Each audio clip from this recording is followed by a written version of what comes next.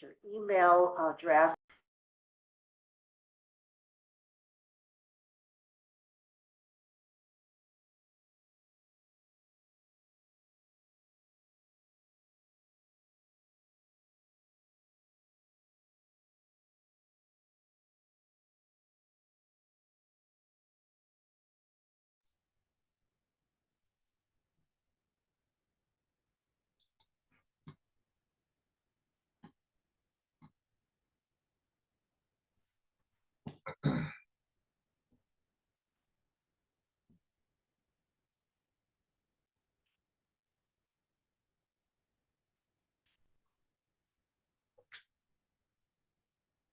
Okay, I think we should be okay.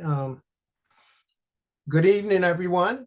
I am Brother Gary Simpson, and welcome you to the Bowie Mitchellville Alumni Chapter of Kappa Alpha Psi Fraternity, Incorporated Public Speaker Series, proudly presented by the Senior Kappa Committee.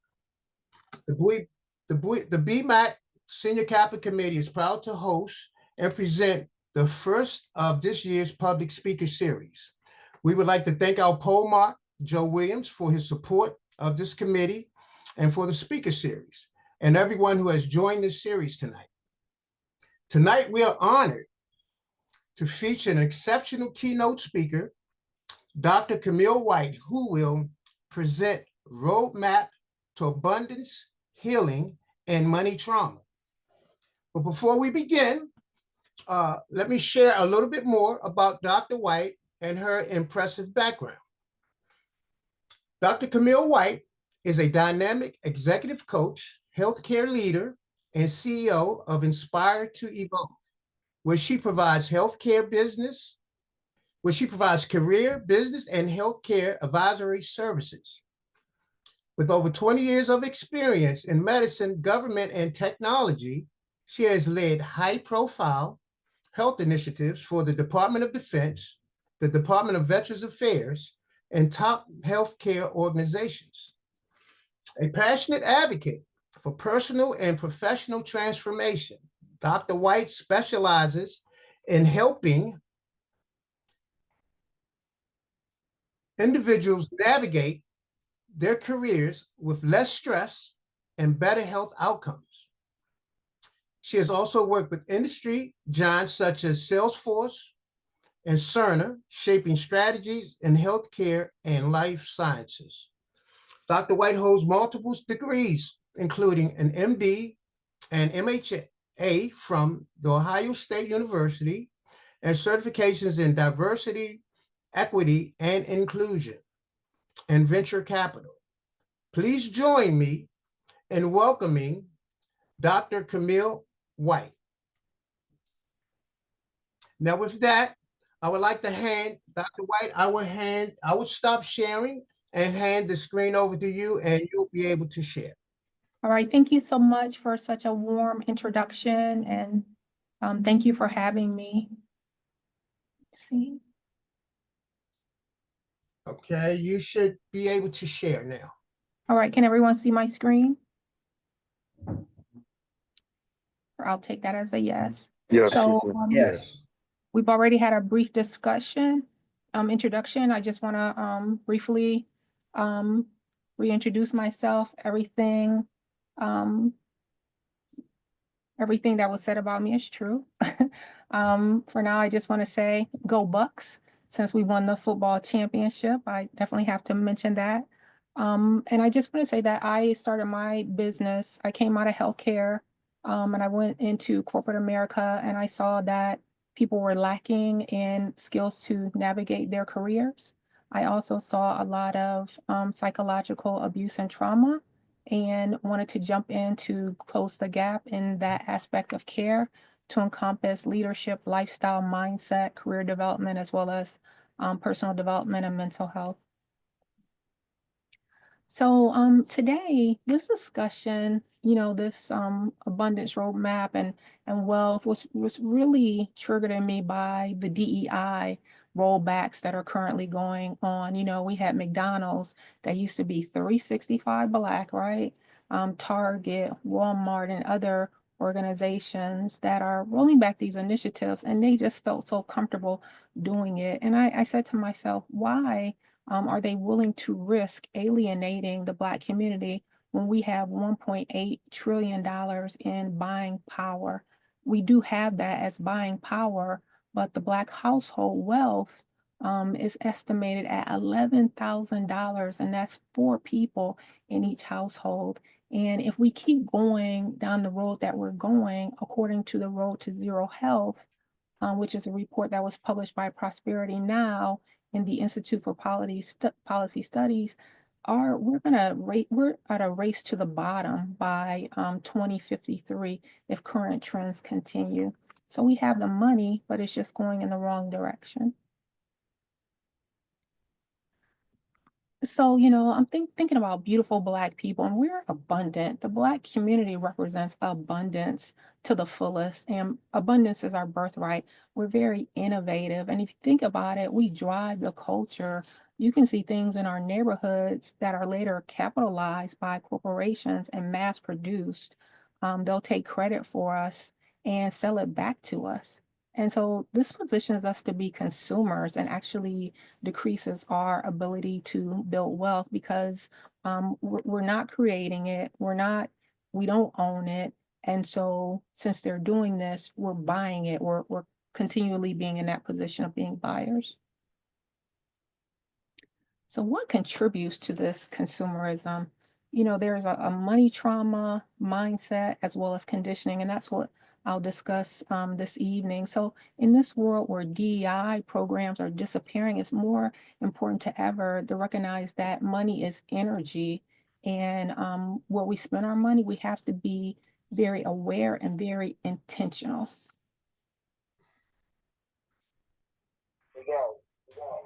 And feel free if anyone wants to jump in. I'm open for this being an interactive conversation. So this money trauma. This has been studied by psychologists and psychiatrists for many years.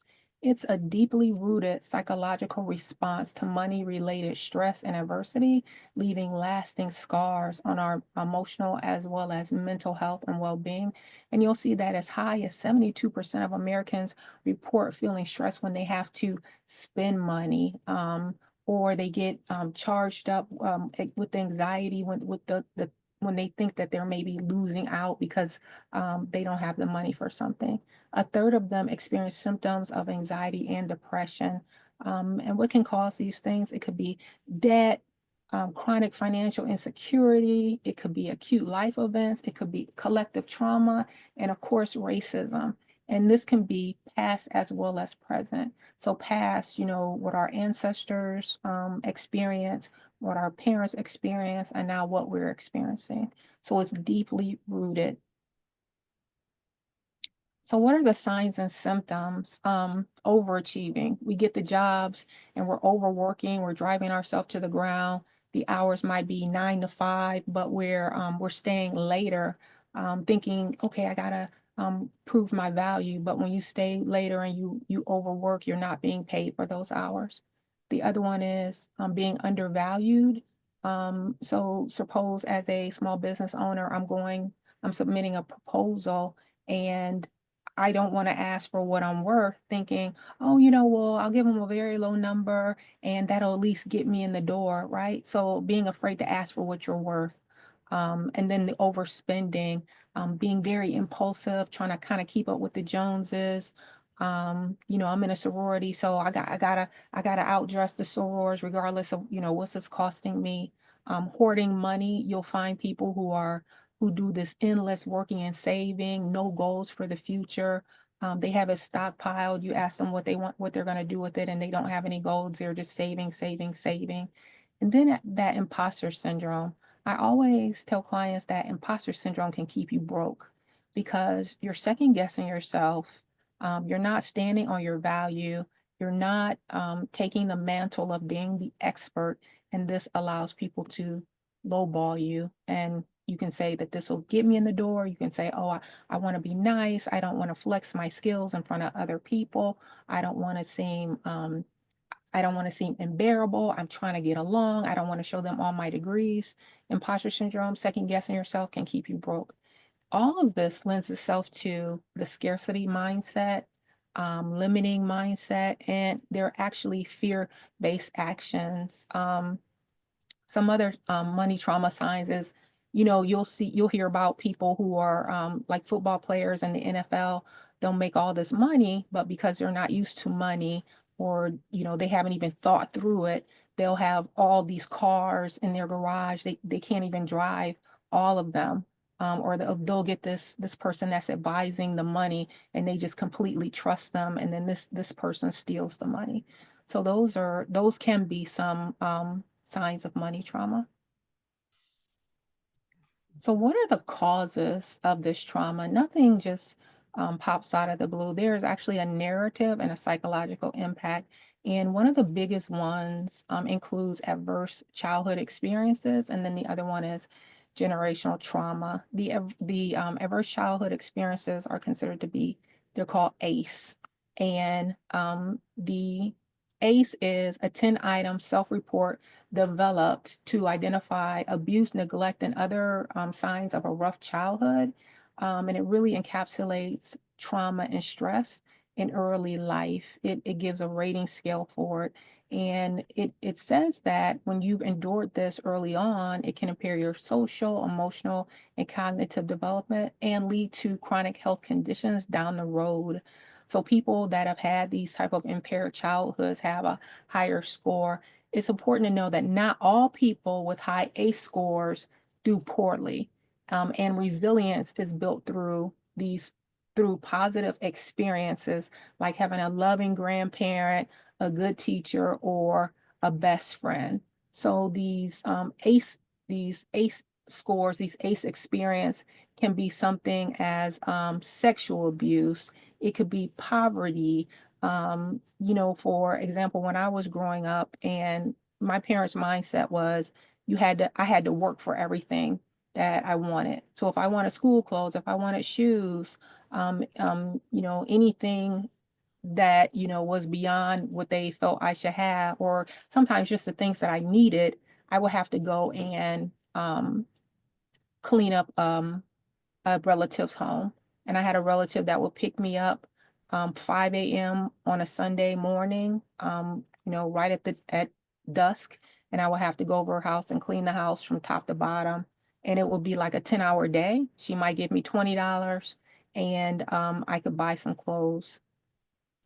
But with that in mind, it kind of creates a scarcity mindset, because whenever I needed something, there was a little bit of panic that would ensue. Oh my gosh, I know I have to work for it. I have to call all these people and see if I can make the money. And what happens if I can't make the money, then I won't have new clothes for school, and all the other kids have that. And so that could create a level of anxiety. So let's dig into the ACE scores. So what are the three types? The first one is abuse. So physical abuse, emotional abuse, and sexual abuse. And the physical abuse could be what some people consider to be normal in their household, like what we would call a whooping, or a spanking, or just maybe getting beat up or something like that. Things that we consider to be abnormal nowadays could have been considered normal. I know kids who got a whooping with an extension cord, got a shoe thrown at them, things like that. We couldn't do in today's age. It will be considered to be child abuse. So physical, emotional, sexual abuse. Neglect could be physical neglect, emotional neglect, physical, not having enough to eat, not feeling like you're cared for, household dysfunction, a relative with mental illness, an incarcerated relative, a mother treated violently, if there was domestic violence in the home, relatives or people that came by that were substance abusers, and even divorce. And we know that there's a high rate of divorce in American families. So having that separation, not being able to see that other parent, and then there's also that financial aspect to divorce. And keep in mind, when people suffer from any of these conditions, they don't necessarily talk about it. I'm Generation X. I wasn't taught to talk about the things that I was actually going through. I was taught to get over it. The other one that's in the news now and really talked about in healthcare circles, generational trauma, and we connect it to epigenetics.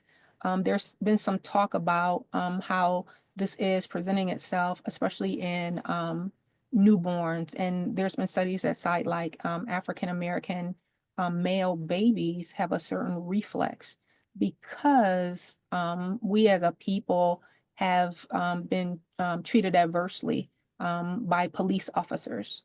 And so now you'll have young kids that have a certain reflex and distrust to police officers without even being taught that because it's part of their DNA and might be part of their survival instincts, if you will. So your lineage will have that stress even without the direct experience of that action. So I included this as a testimonial. I had a client and she's been working her job for years and she learned how to invest. And every dollar that she has as extra, she just invests. And she went to her financial advisor and they finally said, well, what are you going to do with all this money? You're hoarding money. What are you going to do with it? And she called me in distress. And she said that she just felt stuck. She didn't know what she wanted to do. She had a lake house property that she was looking at and she really wanted to purchase it, but she was afraid. She knew that she could afford to purchase it, but her mind, she just couldn't get her mind right to let go of the money. And I had to talk to her and show her that, yes, you have a certain amount of success. You have to think about why the house will be good for you to have, weigh the pros and cons, but don't overanalyze it and eventually trust yourself that you're going to make the proper decision. So everyday people have these kind of problems that we've been talking about. Sometimes sometimes we don't even recognize it, but it's up to us to sit down, get some help, and try to make the best decisions, work through these problems and make the best decisions possible. So with that $1.8 trillion, we have the power to shift the narrative so that we're not racing to the bottom with a zero net worth come 2053. There are lots of opportunities for us to build wealth, and as leaders, innovators, and culture shifters, we have to embrace that wealth equity as a core strategy. So let's get into a little bit of them. So knowledge is power. Again, from the race to zero, J.D. Smith says we have to be equipped with the knowledge to transform the income we make into wealth that we can keep. Our money has to start working for us if we want to build this wealth. And the statistics don't tell the whole story because we're in a position to make a revolutionary shift, especially with this new administration. If we're serious about it and we want to stand 10 toes down, we can dig into and explore different opportunities to build wealth. So what does that look like? So we want to shift the narrative. We want to build financial resilience through ownership. So owning businesses, real estate. If you don't like real estate, buy REITs in the stock market, start exploring, and even intellectual property. And ownership is the fastest path to generational wealth. There are lots of minority-owned businesses. We can tap into supplier diversity programs or even procurement partnerships. These are underutilized resources. But when we think about this narrative, and I'm sharing some of my personal journey, when I would talk to people about businesses, real estate, stock, intellectual property, just owning things, even home ownership, there was this negative discussion, why own a home? It's too much, you'll run into problems with the upkeep. They lose their value. Making the repairs is just expensive. It's too much to take care of on your own. Even businesses, 50% of businesses fail. It won't work. Or real estate, it's too much to keep up with. Stock market, how can you learn about that? You can do independent research. Sometimes you're getting information from people who can't give you the best advice. They may not be the best counsel. So the next shift is investing in innovation centered around the needs of our communities. So we use a lot of apps, services, and products that don't reflect our lived experiences. Even when you think about the online tools like Meta or Instagram, so Meta's Instagram, Facebook, WhatsApp, those kind of things. And even as far as Mark Zuckerberg is concerned, saying that he's turning away from DEI, and they're not going to have an inclusive slate when they're considering hiring. That doesn't serve our best interest. So consider other apps that you can use. I know Fanbase is an app that is built by, I think it's Isaac Hayes' son. I'm on there, and it could use some improvements, but I believe the more people that get on the app and start to invest in it, it might improve. And it also has an opportunity to invest in it as far as buying shares are concerned. We could look at different services that align to our communities and what we need, and products. We're also fantastic builders. So we can build items that reflect our values and our needs and shift from being that consumer. And similarly, supporting Black-owned business should be an everyday practice, not just a seasonal one. And let's have that conversation about supporting Black-owned businesses. Sometimes people want to say, oh, well, the quality is not good. Find one that has good quality. Find one where you can build a good client relationship. Find one where you can get quality goods, and you're respected as an individual and you respect them, just like you would do any other business. And try to do this year round. Become very intentional and very conscientious of your spending and which direction your money is going in, because the direction our money goes in is where we're going to focus, and what we focus on is actually what grows. So the next piece in shifting the narrative is prioritizing financial literacy and that intentional spending again. So discussing with family members, kids, compound interest, home equity, investing, interest rates, predatory lending, just sitting down and having the conversation. Another story, I remember when the narrative in my household was go to college, grow up, and get a job, right? And then when you have the job, put some money in the bank and start saving the money. And I started noticing that this interest is really not getting anywhere. It's really not helping. And I don't know if they had high interest accounts back then, but I was looking, I'm gaining 10 cent, 15 cent, whatever. It just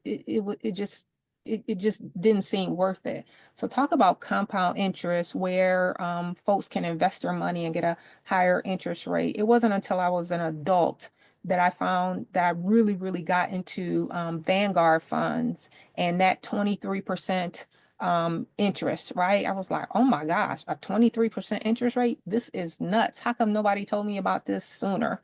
And even understanding home equity, where to buy property. I came to an understanding of, buying property in areas that were being built, right? So that as the community builds around me, my home equity goes up as well. And then investing, again, if you don't want to own a home, consider buying REITs, right? You don't own it, but you're investing in it. And so you are a part owner. And then when you're investing, get used to finding out when the investor calls are for your stock, because you're a part owner and you get to sit in on the direction that the company is going in. We talked about interest rates and then predatory lending. Educate yourself, if you're going to buy a home, maybe look at NACA or some other organizations that can explain to you about buying a home or even buying points down. So, things that we can do, even going on the Libby app and getting free audiobooks, just educating ourselves on spending. I know folks that are getting close to retirement age. Now there's a discussion around, do you actually pay off your house or do you keep your house so that you can have that one last tax write-off because your kids will be grown, you won't be working. So how do you position yourself for each stage of your life? Discuss ways to leverage that money. These conversations are leveraging money, building assets, and you want to have these discussions with your family and friends, the ones that you trust, the ones that aren't going to say, oh, you have a little bit of money and they're trying to take that. You want to find a good core group so that each of you can share information, share ideas. So from understanding the compounding effects of investments to teaching the next generation how to save and build credit, we must normalize these financial conversations.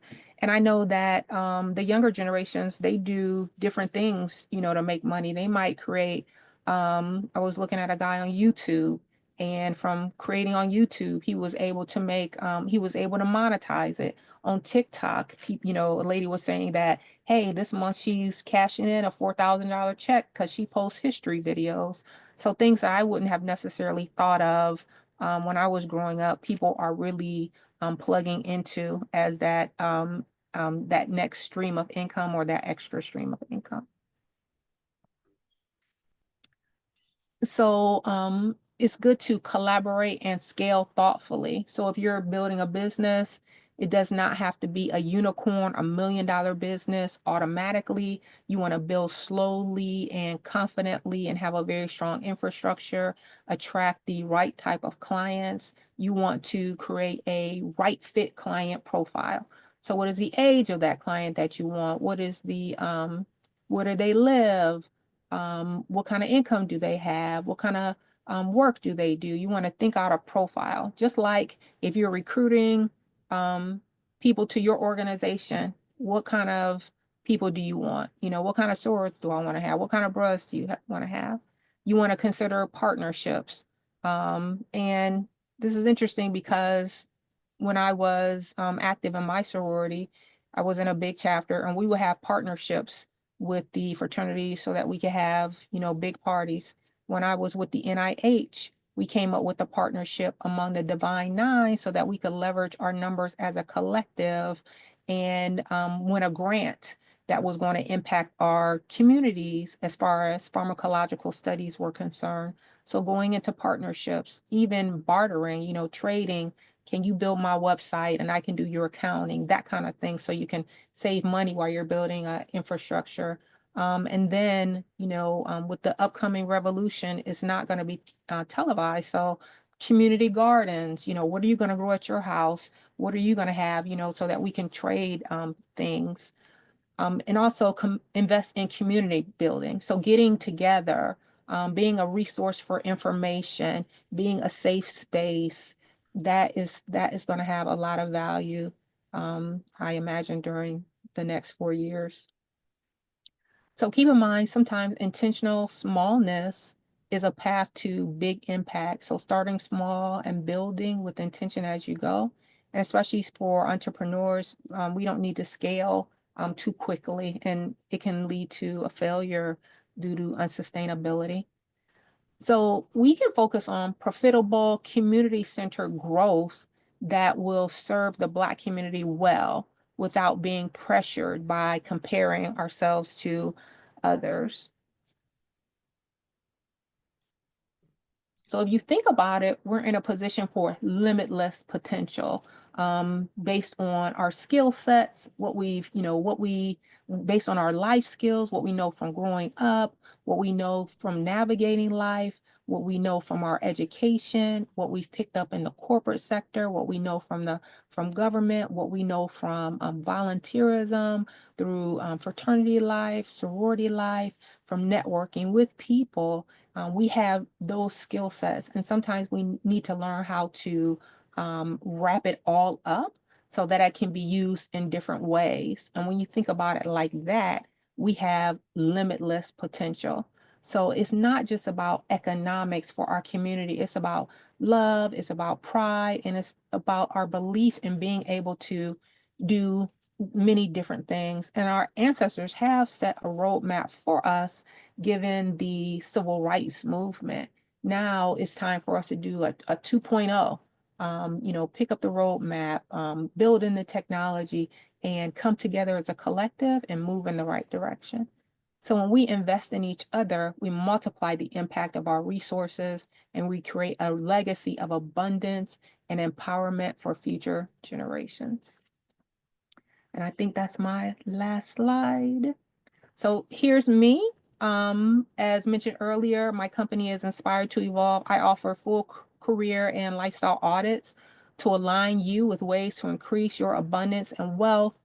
You can contact me for an initial consultation, serious inquiries only, and I have my QR code here if anyone's interested. And then I'd like to take some time for questions. Is that okay? Yes, ma'am. Okay. If you can surrender the screen also Okay. back to Gary. Thank you. Okay. Okay, thank you.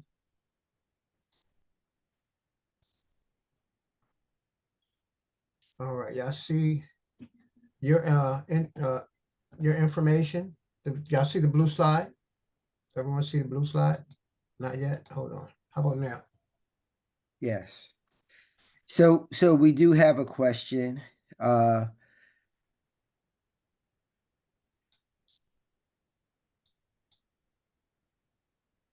a question there?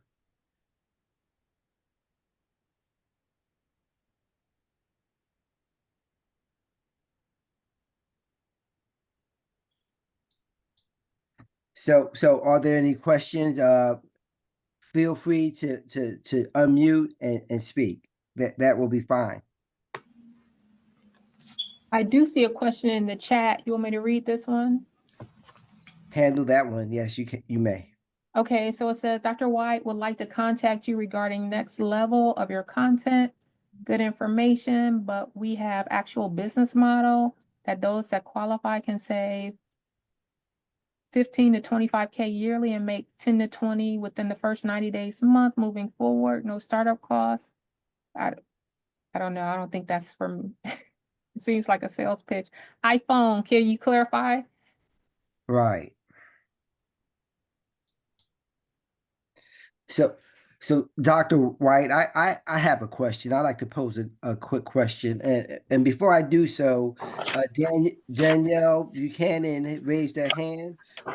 Danielle, please share your question. Actually, it's not a question. I just want to say thank you. I like when we do this.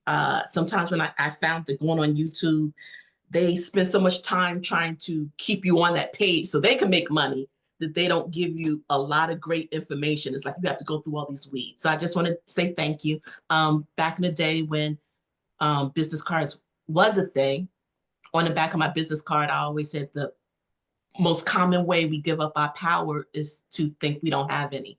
Ooh. We really do have a lot of power at our fingertips if we will only just realize it and use our power for good. And just want to say thank you.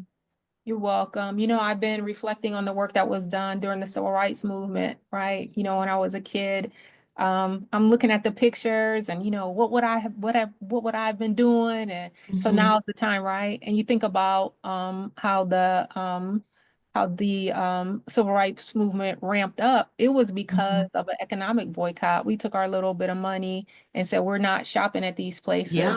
We took our little bit of money and said, I'm not riding the bus. I'm gonna walk. And we went to people's houses and we ate. Yeah. And I talked to my mom. She's 80, and she talks about, oh, we had an Iceman. We had this person who delivered. Yeah. My grandmother was a small business owner, and I'm thinking, how did they do it back then? They did it. They had to. And one thing I'll say about COVID, a lot of bad things did definitely happen with COVID, but COVID definitely made people open their eyes about how they may have really leaned and depended on a lot of institutions.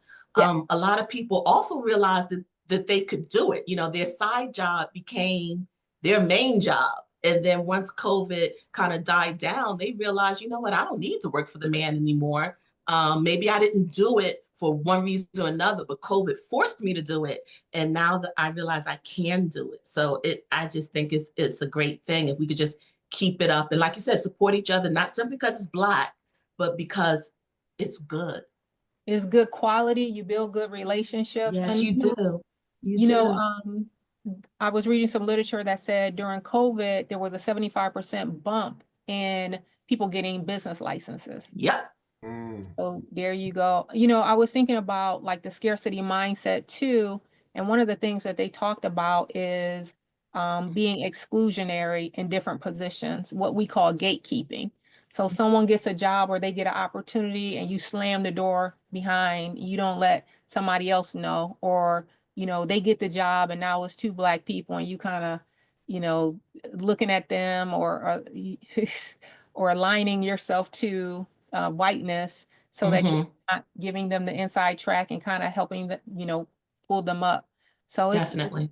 it's a lot of different things that we can unlearn and get on the right track, and actually get some self-fulfillment because we're building our communities and doing so. So may I also take the question from Leroy Jenkins? Hello, Dr. White. I have a question about this concept of bartering, and Yes. how has bartering changed from, let's say, the 1930s and 40s to now 2025?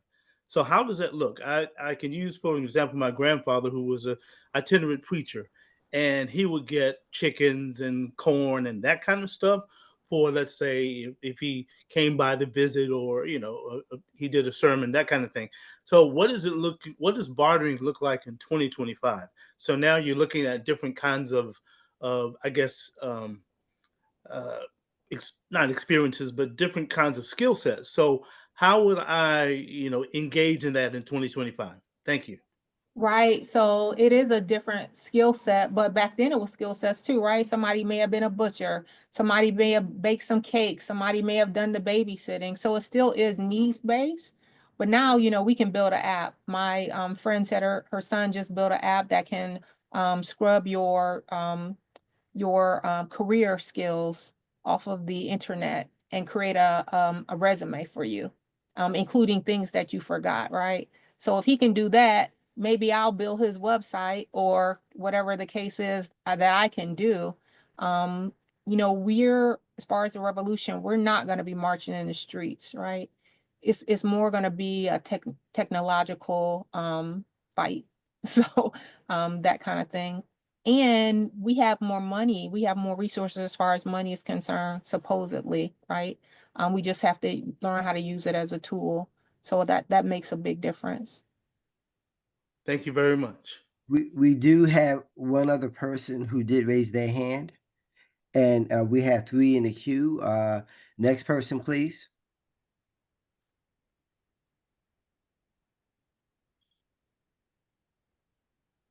Hey, how's it going? This is Robert. Hello. Can y'all hear me well? I hear Yes. you well. Yes. Good. All right.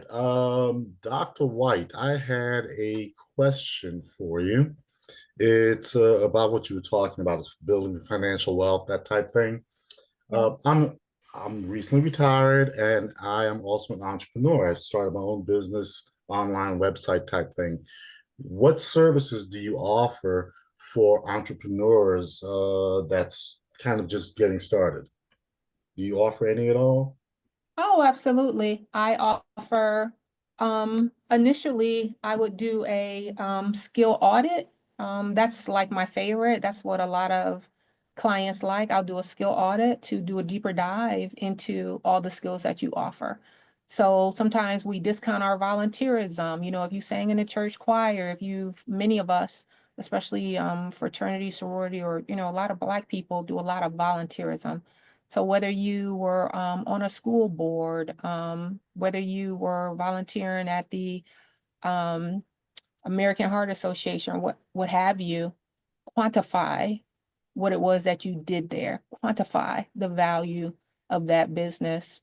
For example, one of the clients she was doing something for iHeartRadio, and she just had it on her resume, and I was like, wait a minute, what's the distribution of iHeartRadio? And we started breaking down those numbers. I said, is it like a 7 million distribution? I said, you work for a company that has that distributes to 7 million people. What's the percentage of people are you coming into contact with your offering? So things that you never, that you don't even think about that make you valuable. So that means you can work in a larger market or you can work in a smaller market. She had also written books. So I said, okay, you've written books, and she had a podcast. So I said, sounds like you're a journalist. Would you be open to doing some public speaking? And she said, sure. So then we started practicing the public speaking gigs, and she got good at it. And then now she can take that and create another stream of income for $5,000 or $10,000 each session.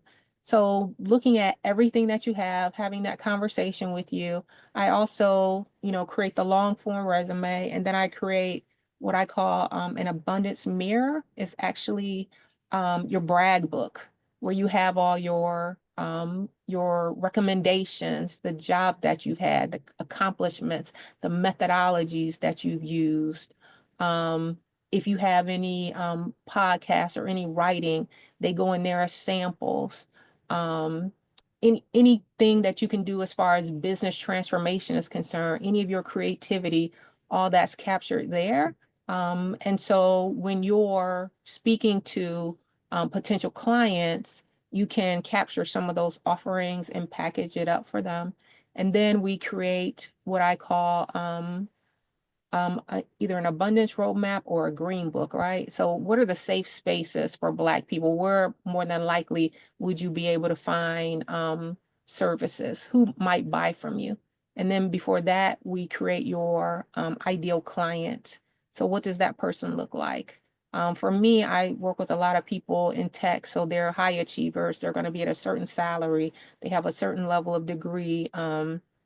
For the most part, they might be married, a couple children, still trying to find joy in their lives. They believe in coaching.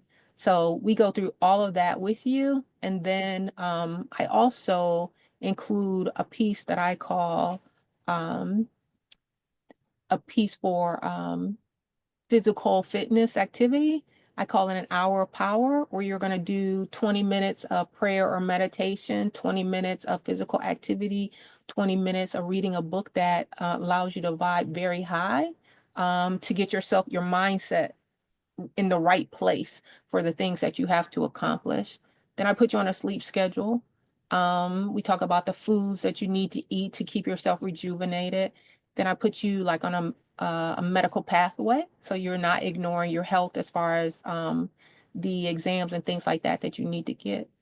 Sometimes I refer you to people that are within my network. I have like about 7,000 people I'm connected with on LinkedIn that you might want to meet. I'm live on TikTok now. So, sharing resources and things of that nature. So it's a holistic, comprehensive program. It usually lasts about 12 weeks.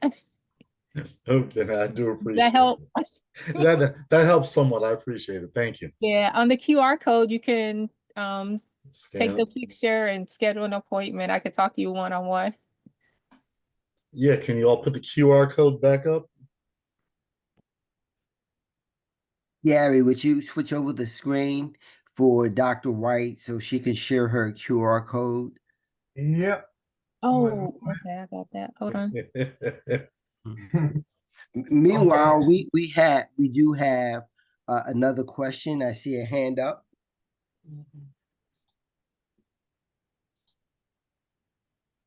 Please feel free to share your question. Okay, this is good evening, Dr. White. This is James Jennifer. And I want to know if you work with nonprofits. Sure. What kind of work for nonprofits? I've worked with nonprofits. I've done one-on-one coaching. I've done group coaching. I've done business transformation. I've done motivational speaking. Did you have something specific in mind? I'm just interested because our chapter has a nonprofit, and I was just I'm not the person that runs the nonprofit side of the chapter, but I was just interested in that, knowing that. Absolutely. Also, what about investment clubs? do you work with investment clubs? I'm a member of the Black Venture Capital Institute and Venture Forward. So I'm actually an angel investor. Okay. Have you ever heard of the National Association of Investment Clubs? I have maybe I just gravitate to the two that I like. Okay. Okay. Well, I used to be a part of an investment club in that particular organization. You know, it's more of an educational why you invest, you know, type of deal. I guess that was probably about a good 10 years ago, and you know, worked out fine. You know, it's a real educational. Is that here in the DC area? It's a they have chapters in the DC area. What's it called again? National Association of Investment Clubs. See, they're not your club will be a member of that club as far as you know, they have, of course, a membership fee, and they provide educational materials and, you know, teach you how to evaluate stocks and all that. Oh, see, I was a member of the Black Venture Capital Institute, and we learned how to evaluate companies, like from seed investing, Series A, B, C, D, the cap tables, and all of that stuff. What was the name of that group? BVI, Black Venture Institute. Black Venture. Okay. All right. Thank you. You need a referral to get in, so Need a reach referral out. to get in? So feel free to reach out. Okay. The other one is Venture Forward. They're really diversifying the venture capital space, and you can get a scholarship there. Of the last I know, you could get one. Okay. So they have a website or Yeah, both do.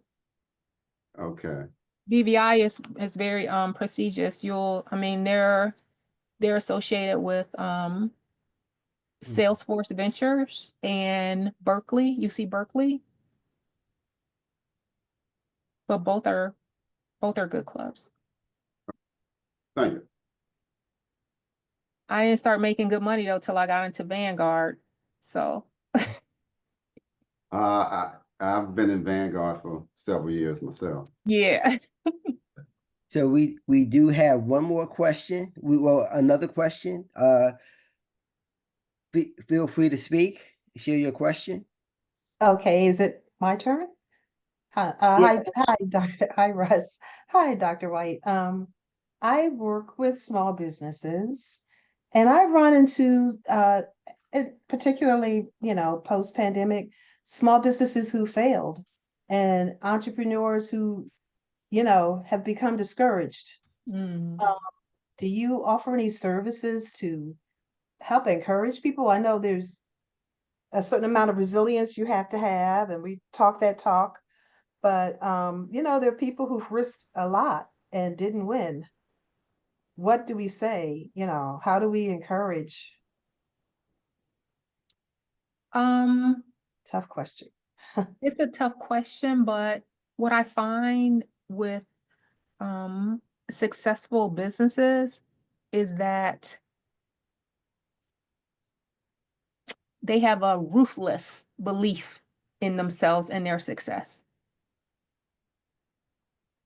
So as an entrepreneur, you're constantly trying to figure it out.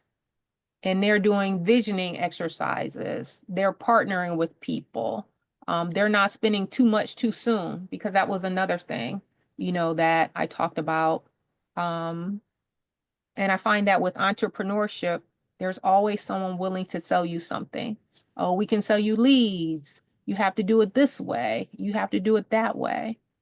So I would say certainly start off with the free services first. I'm not sure, what organization are you with?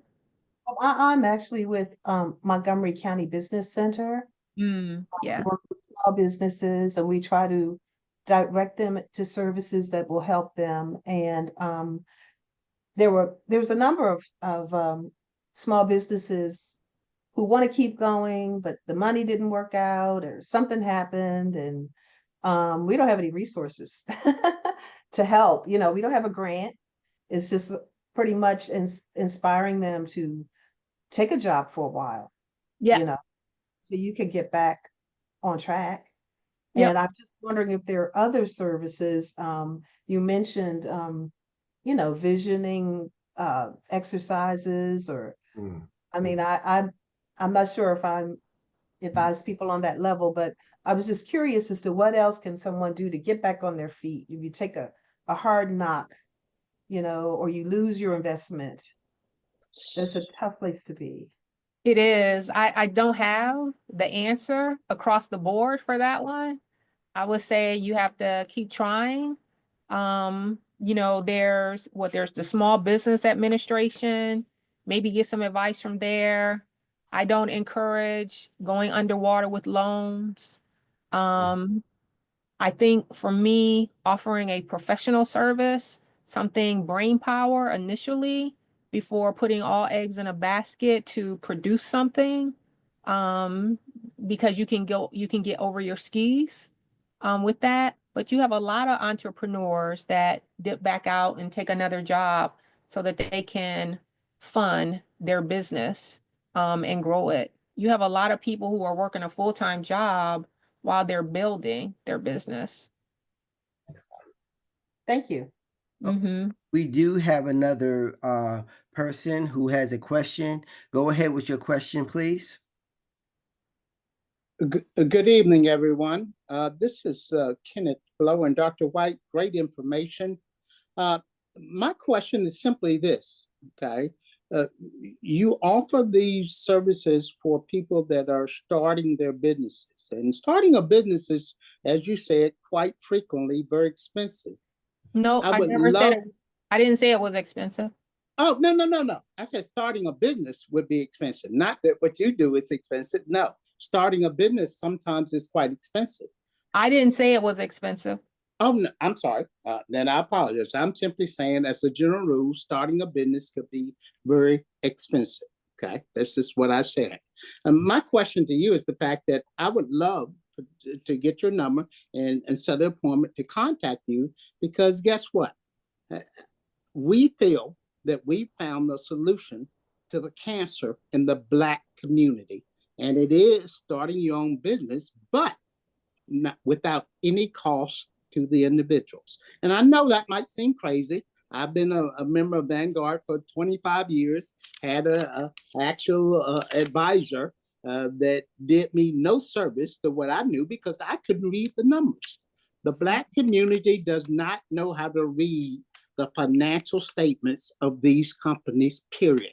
And we see it every day with people in the federal government that have over 500 or $1 million in the TSA, okay, that they are getting 2% on, and they don't know how to read it. But I'm offering something different, and that's why I love to speak to you at no cost to anyone, okay, guaranteed to get you out of debt immediately, okay, within 30 days, and start you in your own business with no out-of-pocket costs. Would you at least give me the opportunity to speak to you privately? No, your value proposition doesn't align with my key client. So in my presentation, I do stress financial literacy, and that's one of the hallmarks of it. I don't advise, and one of the tenets of and one of the ways that money trauma can show up is putting your money or giving it to advisors without trusting yourself to get the correct information, without giving yourself time to come up to speed, and making some very bad decisions. And I So agree 100%, ma'am. And that's why I simply say to you, okay, if you look at the numbers, whatever people think they're at, okay, their financial situation is, it looks quite differently once you see it on paper. Would you agree? absolutely. Okay. So if there was a service specifically guaranteed and pointed to Black community and wealth, why would you not be acceptable to it? Well, sir, I don't have to offer you an explanation. No is a full sentence. And I'm going to stand on that boundary. Again, it's no. Thank you very much for your time. Good day. Welcome. Thank you. Well, I would like to conclude the question and answer period. My name is Arthur Russell. Gary Simpson, would you please take control of the screen again? All right, we should be good. Do you see this? Do you see the slide now? Yes. Great. Well, thank you. Well, a great segue into this presentation here is one of our upcoming speakers. First of all, I'd like to introduce myself. My name is Arthur Russell. I am a co-chair of the Bowie Mitchellville Alumni Chapter Kappa Alpha Psi Senior Kappa Committee. And one of our speakers that are coming up, it will be on Thursday, February 20th at 7:30 again. And it's called Brown. He is part of the Small Business Institute at Howard University. They're located at Howard University. So that would be a good conversation to follow up here. And the next one is with Trevor Claiborne. And Mr. Claiborne will focus on agriculture, taking your real estate and just growing something on it and, literally planting seeds for the future. So tune in for those upcoming presentations. And I want everyone to know that each presentation is on our YouTube. Can you take the next slide, please? So here's the contact information for the Bowie Mitchellville Alumni Chapter Kappa Alpha Psi. Now, one thing I want to go back with is that the Senior Kappa Committee, we basically are about uplifting our community. Our community is right where you are. You are our community. So please tune in. That's our contact information. Again, we go back to our YouTube. We do have a philanthropic arm of our chapter. It is our Diamond Foundation. There we support other programs where we have other facets of supporting the community and this goes for our chapter as a whole. And you can go to that site there and also donate if you feel free to be involved with any of our programs. We are looking for partners. Next slide, please. So, Dr. White, on behalf of the Senior Kappa Committee of the Bowie Mitchellville Chapter Kappa Alpha Psi, we would like to present you with this certificate of appreciation. We thank you for your time and your efforts. We thank you for the conversation and the motivation. We see you as a healer, someone who is holistic, using your medical background and insights to really uplift people. So please accept our certificate of appreciation. We'd like to say thank you. Thank you so much. I appreciate it. This is a welcome surprise. We will send this to you as well. So again, we appreciate your time. Everyone, thank you for tuning into this Zoom call. We will have others along the way. We're looking for partners in the community. If you know of a good speaker or a good topic, please let me know. We had our contact information up there. Again, my name is Arthur Russell. And if no one has a question, we can end this Zoom call. Thanks so much for having me. You are welcome. Appreciate your time. Thank you. Thank you, Dr. Thank White. you. Thank you. Thank you so much, Dr. Great White. presentation. Thank you, Dr. White. Thank you so much. Hey, Art, thank you for inviting me. Thank Sure you, thing. Dr. White. Good job. Thanks. Good job, Brother Russell and Brother Simmons. Yep. Thank you. Thank you. Absolutely. All right. Y'all take care, everyone.